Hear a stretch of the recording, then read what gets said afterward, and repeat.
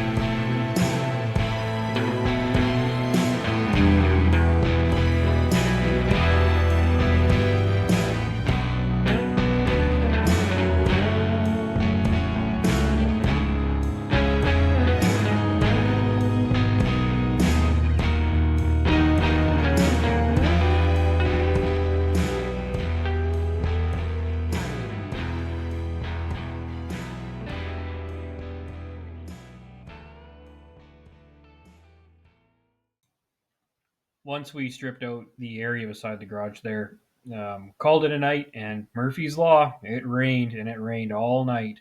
So in the morning, it was get back on the excavator, dig it out, and replace it with dry soil. We got that done. We got the perf pipe in, and we got it backfilled pretty well.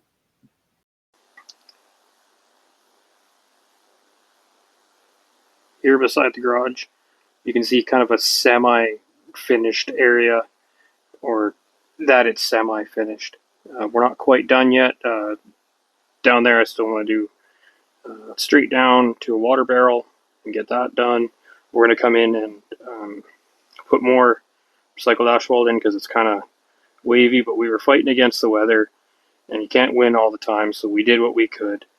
And really, we only use this spot to store our Halloween decorations and a couple of other things we use for Halloween, the pallets and stuff that we strap the inflatables down to. But with the pipe now running along the garage, with a few rainstorms we've had, it's been good. But unfortunately, don't always have time to get things done. So you do what you can with the time you got. But here it is. We'll keep you updated as things progress, but we'll call this good enough for now.